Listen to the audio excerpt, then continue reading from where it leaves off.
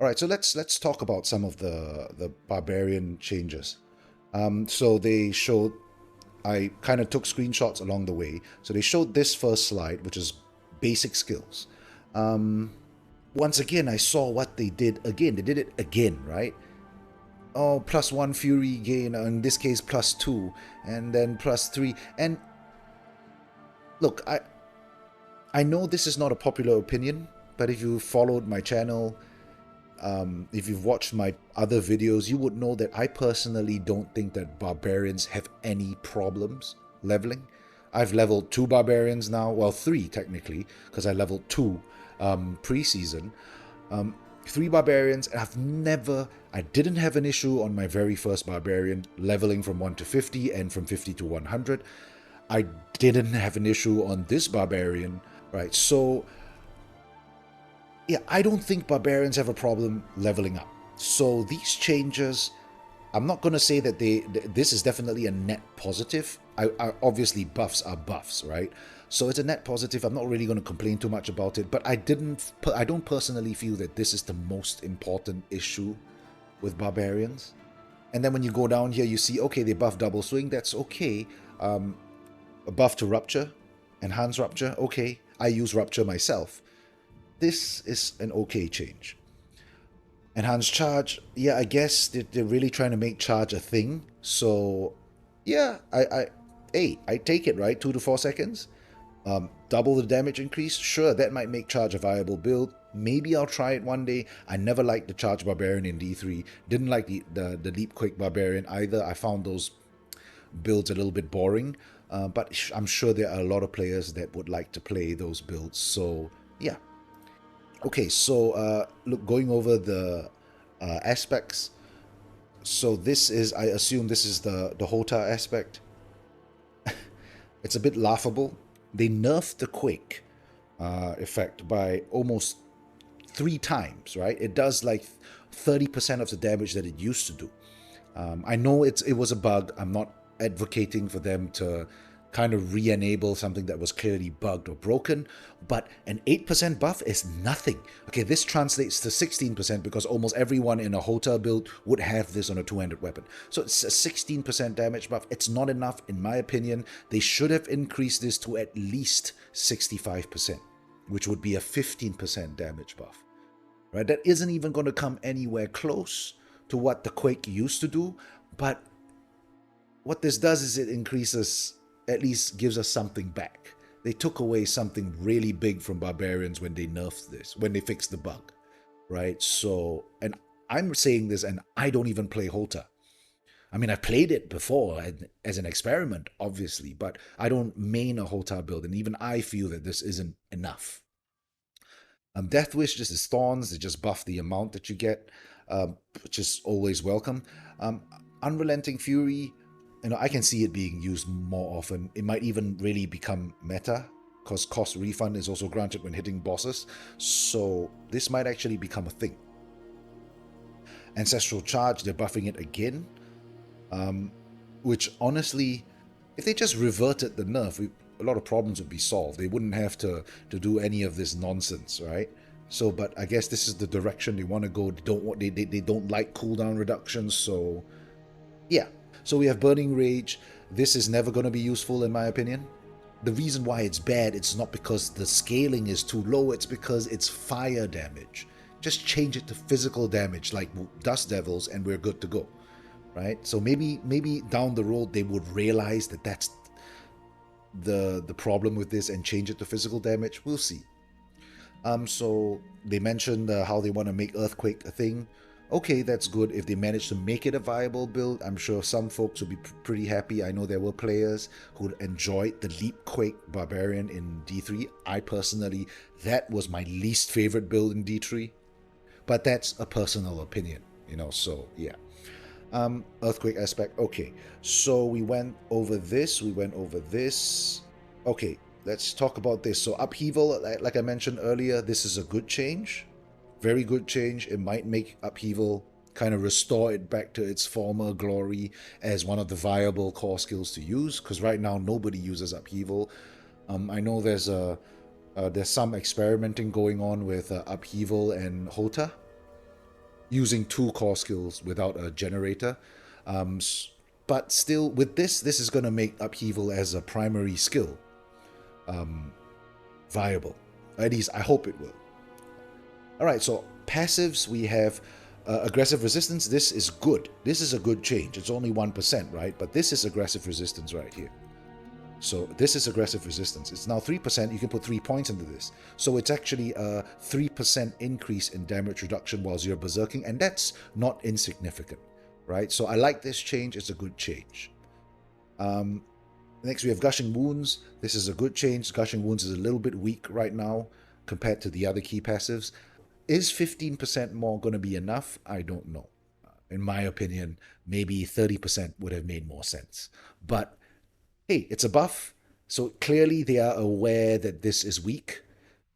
This one here, literally, I don't know where. In fact, I think I might have either replied to a comment in one of my old videos, or maybe I got a question in one of my older streams where someone asked me about unconstrained, and I was like, if they increased 25% to 35%, that would make perfect sense. That would bring unconstrained up to a level where it might not be the best, but it would be competitive, and hey, 25% to 35%, right? So I guess my napkin math was spot on. It agrees with what they are saying. So this is a very good change because I really like the idea of unconstrained. It's just that 25% is a bit too weak. Okay, and Walking Arsenal, obviously, in case you didn't know, I'm a Walking Arsenal main. So this makes me very, very happy. We sorely needed this change because 6 seconds is just a little bit too short.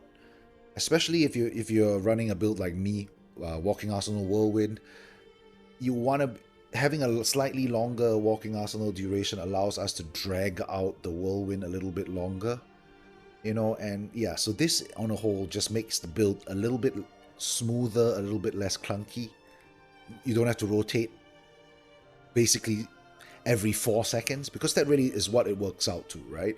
So you have a 6-second duration, but by the time you activate that, and then you have 3 weapons to deal with, you swap 3 times, you are really left with about a 4-second rotation from this 6 seconds. So if they increase this to 8 seconds, now the Walking Arsenal rotation would be something at like 6 or 7 seconds. And that's a much better kind of rotation to work with, a 6 to 7 second rotation, right?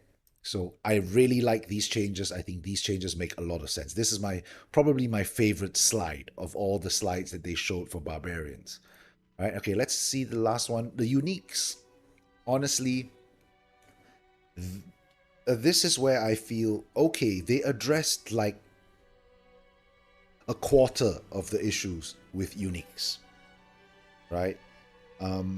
Changing the one affix to something more useful is definitely a good step in the right direction, but that's really not the only problem with uniques, you know. Fields of Crimson, yeah, it's going up to from 15 to 20%, and damage increase from this to this, which is buffing essentially the flat damage value, right? Which, in my opinion, it's pointless anyway, right? So this is kind of meh. Changing cooldown reduction to bonus crit strike damage, that's definitely a good change, though. Okay, so I guess more people would use this at least as an interim or a placeholder weapon. Yeah, so, okay, so we have Hellhammer, crowd control, took bonus critical strike damage. Yeah, so that's a good change right there. Duration from 3 seconds to 4 seconds, and they're increasing the amount of damage, flat damage this does. Right, so, here's the problem. Like the aspect that I talked about earlier, and also with Gauze, the problem is fire damage. That is the problem with these items. It's all fire damage. Just change this to physical damage and all the problems are solved. Okay, so now, Ramalatni's, this is a very good change. Okay, Ramalatni's sorely needed this change. I haven't found a very good one yet, but so that physical damage, changing the vulnerable damage, really makes this worth taking now. Though, in my opinion, it would have been better if they actually replaced the chance to restore primary resource. If they replaced the lucky hit one with vulnerable, that would have been even better. That's just my opinion, right? But yeah. So next one we have 100,000 steps. This is an extremely good change. If you've ever tried using this pair of boots without any movement speed, the Barbarian is a painfully slow class to play. So yeah. Though I am very surprised that they updated, they swapped damage to stun enemies with movement speed, but they left the dexterity there. In my opinion, doesn't really make sense. They should have just at least, done two things. Replace the stun damage with movement speed, change the dexterity to strength. That would have kind of made this a very viable option right here. Alright, so we have Battle Trance, basic skill, Battle Trance, what is this? Is this one? Right, this is the Frenzy one. Okay, what is this? Basic skill affix replaced with cooldown reduction. Okay, that's a good change. Oh, wow, okay, this is a pretty big buff. We'll see how it works out, right? A bit difficult to kind of foresee or extrapolate and estimate how good this will be. So I made a list of stuff, of notes, so I'm just going to go over the notes real quick. Okay, what I wanted to talk about is, so the developers have this very weird concept of loot, okay? They mentioned a few times, oh, legendary items. We're buffing, this boss is going to now have a guaranteed legendary item drop. Goblins, loot goblins are going to have a guaranteed legendary item drop. And legendary items are rare items with aspects. That's all they are. Rare items with aspects. Increasing the number of legendaries we get is not actually a good thing, and let me explain why it's not a good thing. So there are 4 attributes per item. Generally, if you're item hunting, you're looking for upgrades, you want to, the most ideal would obviously be to find an item where all 4 attributes are useful. But at the very least, you want 3 attributes of the 4 that are useful, so you can re-roll the 4th attribute to be useful, right? Problem is, it's a lot cheaper to re-roll the attribute on rare items, right? And legendaries are just rare items with an aspect, except having the aspect on that item increases the cost of re-rolling exponentially. So it is actually more favorable to find a well-rolled rare item, a 3 out of 4 for example, rare item, and spend less gold re-rolling that stat versus finding a 3 out of 4 legendary, right? And having to re-roll that's just going to run you out of gold like that. Right, so in my opinion, increasing the amount of legendary drops that we get is not exactly a good thing. They are obsessed with giving us more legendaries, and that's just misplaced in my opinion. But you know what they should do? Because you know what players actually want? What I really want is a bump in the minimum item power that items drop at. We have items in World Tier 4. Ancestral items drop from generally 725 to 820. This range stays the same regardless of what your level is, regardless of what nightmare dungeon you're doing. The only thing right now is the Echo of Varshan. He drops a fixed item level 800. I don't know whether that's a bug or that's intended, but aside from that boss, all ancestral items drop from 725 to 820. You could be in a tier 100, you could be in a tier 50, you could be in a tier 30. It's going to drop from 725 to 820. What we need is not more legendaries. What we need is for that 725 to move up as we go up in difficulty. So for example, tier 20, you drop 725 to 820. You go up to tier 30, it drops 735 to 820. You go up to tier 40 nightmares, it's now 745 to 820. And 50, 60, 70. By the time you get to tier 100, you're dropping items from 790 to 820. That's what we need. We don't need more legendaries. We need an increase in the floor of which item power drops. That is what's going to solve the loot chase problem in Diablo 4. That is what players really want. That is what the game needs. We don't need more legendaries. Just my opinion. Right? So that's the first thing. So the next thing that I'm very surprised by is I'm very surprised that they're removing Cold Enchanted. I did not expect them to do that. I'm not surprised they're removing Backstabber. I am definitely not surprised that they're removing the Resource Drain, because that just is auto salvage for me. I'm surprised that they're removing Cold Enchanted because I personally, I have more problems with other affixes than Cold Enchanted. I know a lot of other classes hate Cold Enchanted. As a Barbarian main, that's the least of my problems. It still is in the annoying section, the annoying category, but within that category, Cold Enchanted isn't high on that list. High on that list, in my opinion, is Stormbane's Wrath, is Lightning whatever Storm. Stormbane's Wrath is annoying as hell. Lightning Storm, the one with the bubble and the lightning, is annoying as hell. Drifting Shades, do I have one? Drifting Shade is annoying as hell.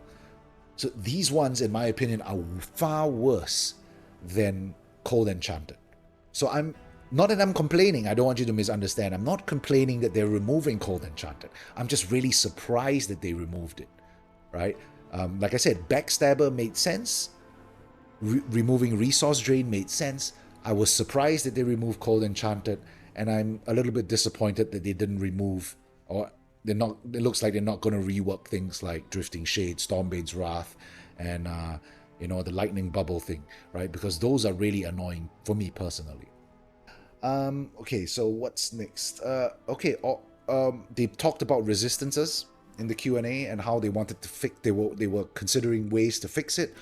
In my opinion, they think it's really complicated, and I don't deny that the internal systems are really complicated, but I think a very good band-aid fix, temporary fix for now, which doesn't sound like it's something very difficult to implement, would be change rings to all resist.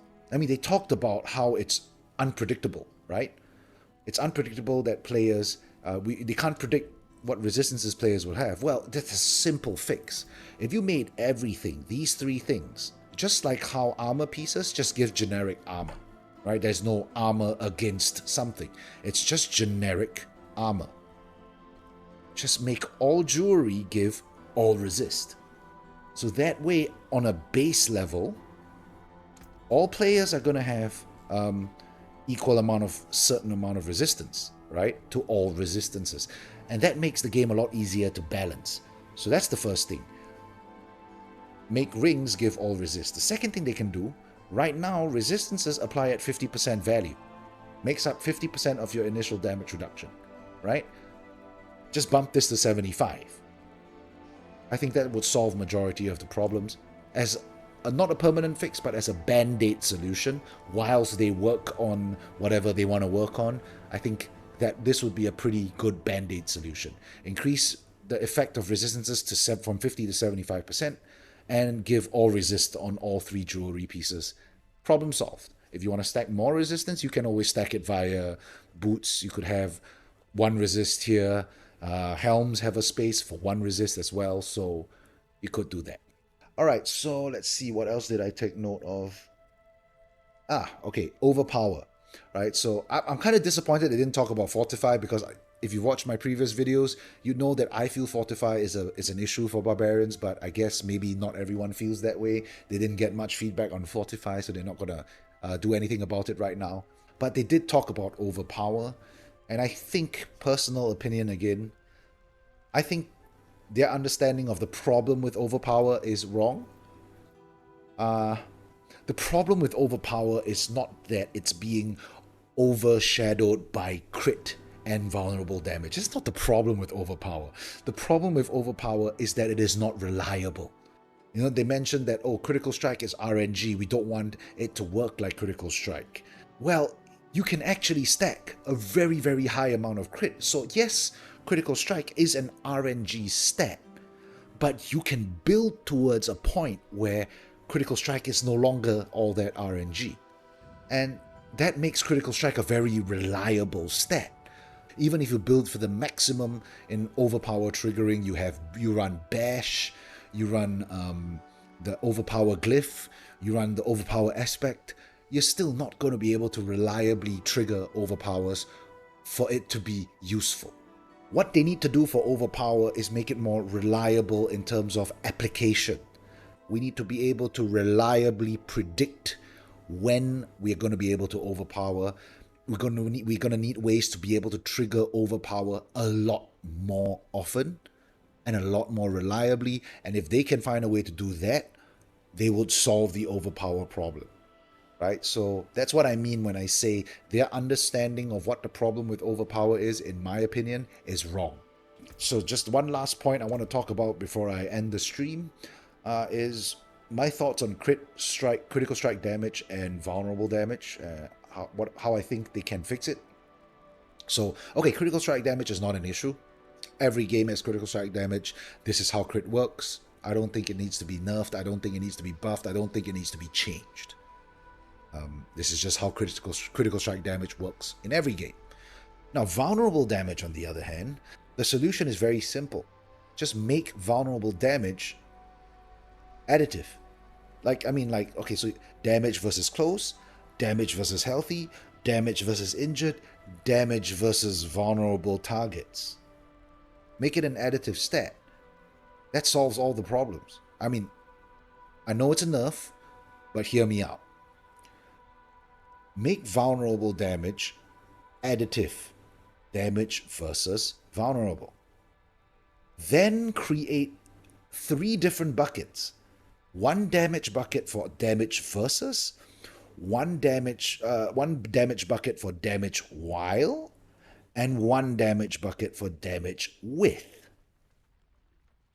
See, the problem with the damage formula in Diablo 4, we only have 3 or 4 damage buckets, and every player actually has the capability of building every single one of these buckets. That's the problem.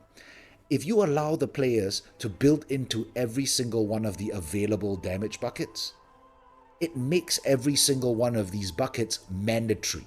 If you gave us more buckets than we can build into, now we are in a situation where not every bucket is mandatory.